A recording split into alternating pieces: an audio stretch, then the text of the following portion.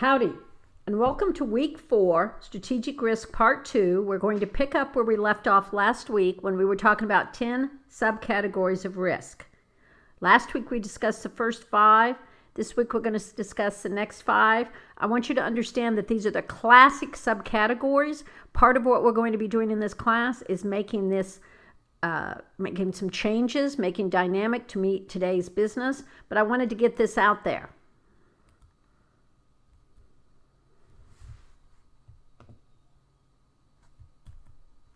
So we remember that strategic risk is anything unexpected that can happen that's going to make our strategy not workable. All right, or maybe it's going to limp along, but it's going to have an effect on the operation and financial. So it's one of the top 3: financial, operational, and strategic. One of the biggest ones that comes along is our competitors. Our competitors are everywhere in our global economy. A lot of times it's just a new market entrant. I used the example before of the Swiss watch manufacturing losing it to the Japanese. Sometimes it's a competitive aggression within by another company. So years ago there used to be this cute little ad where Avis would say, "We try harder that we're number 2," because Hertz was number 1 in car rental.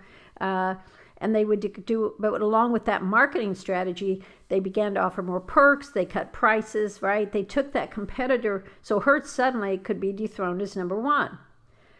Sometimes there's price wars. We've got an excess of supply, more supply than demand, so we're going to cut prices.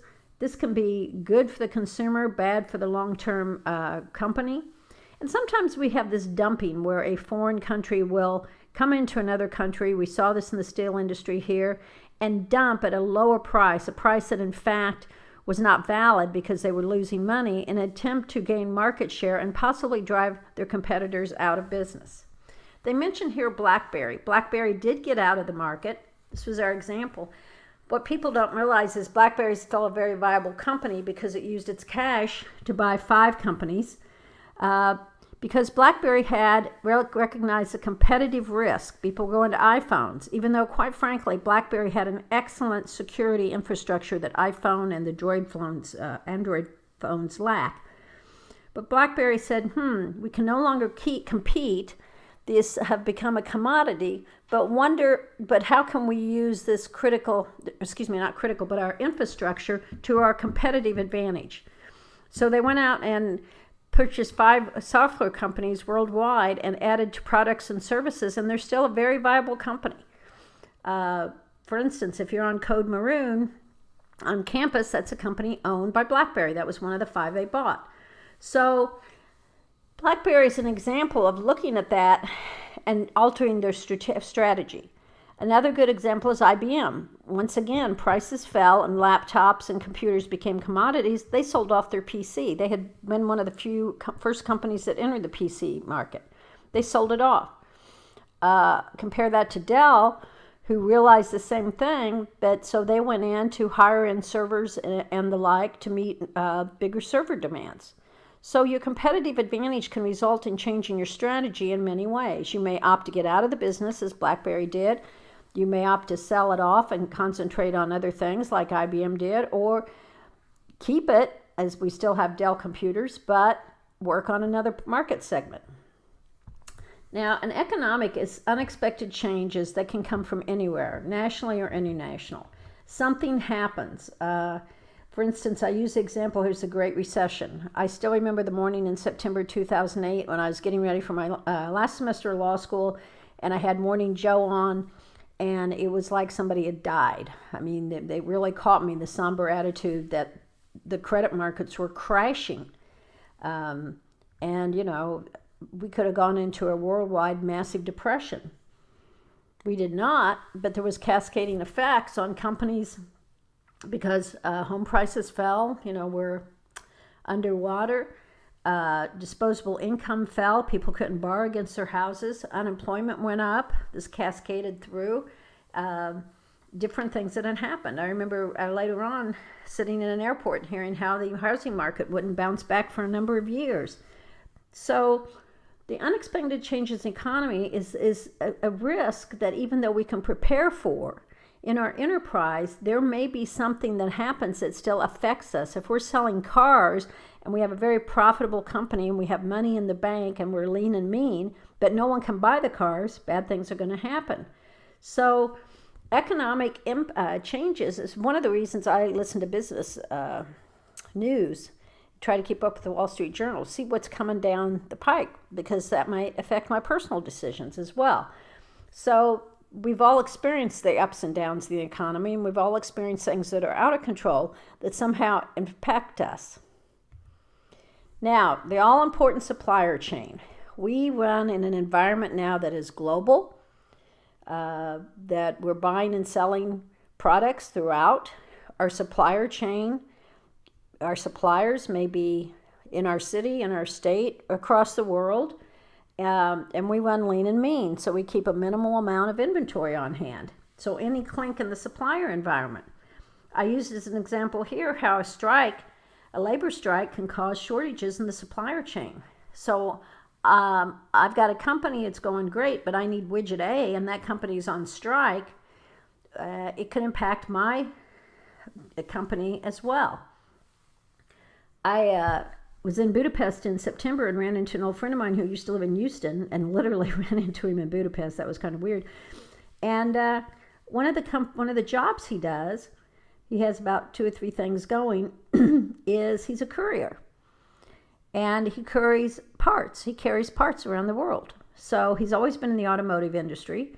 So for instance, he said usually he gets a call and he goes out on Friday and he takes a couple of big boxes and of parts. And I said, I don't understand. Why can't they use FedEx or DHL? And he said, that's usually why it happens on the weekend, that the factories run now so lean and mean that they will actually run out of a part. And he told me the example of a car company that flew him from Budapest to Mexico City with big boxes of parts to deliver. It worked out quite nice for him. They couldn't get him on a return flight for a couple of days, so he had a nice vacation. But about once a month, he'll get a call and he will courier things. And we used to think of couriers, with the briefcases, with the, handcuffed to the wrist or very important papers. But in fact, he couriers physical parts for cars. And it's almost a throwback. But it's because the supplier chain is so lean and mean. We all want the lean. If we need 5 today, we want to have 5 delivered late last night or early this morning to use today. Well, if something happens and we don't get those 5, that's a risk. Now, unexpected changes in laws and regulations. So let's think about this one. There's state laws in the U.S., there's federal laws. Now we have international laws. I mentioned GDPR the other day because it's something no matter what you're in, you need to pay attention to the international, because now we're having extraterritorial jurisdiction where companies can reach in to, countries can reach into companies in another country with draconian fines. I could be a mom and pop organization in the U.S., 8 or 10 million, let's say, and one of my customers turns out to be an EU resident and I violate GDPR. The fine is the larger of 20 million euros or 4% of your international sales. Not the smaller, the larger. You can have a fine that bankrupts your company. But we also tend to think of laws as just something that's passed by a legislative body. But we can actually have court decisions. We live in a common law society. The court can rule how those laws are going to be interpreted. We have federal agencies that can set up regulations as long as they are consistent with the law, and those federal agencies come under our executive branch. So we can have laws, not only legislative, but from our judicial, from courts, and from our executive branch. We can have a presidential directive or executive order with the full effect of law.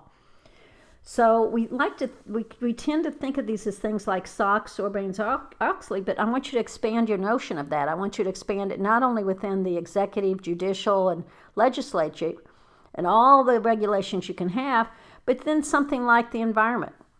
In the 70s, when we started passing clean water and clean air regulations, which I love, it's good for public.